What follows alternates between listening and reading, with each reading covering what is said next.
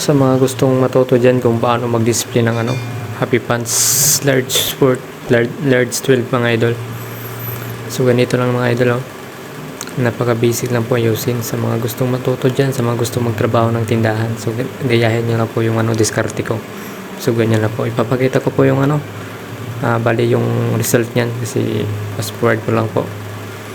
So ipapakita ko po yung yung after niya. Dito na po mga idol, napakalinis po tingnan, napakaganda po.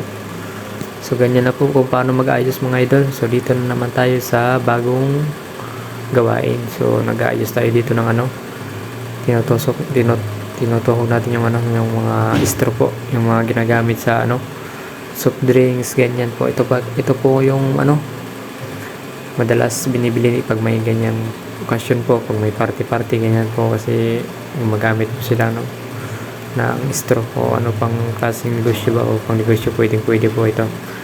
So ito na po mga idol, binitay ko na po mga idol, diskarte na mo diri sa tindahan. So dito naman yung top triple products po. Dumating na po yung coffee natin mga idol. Bilangin natin So napakaraming stock po, 20, bibilangin natin kung ilan to. 2, 4, 6, 8, 10, 12, 14, 16, 18, 20 bucks mga idol, wings powder po. tsaka wings powder po, 5 bucks, bali 15 bucks po. So iakyat natin yan sa taas.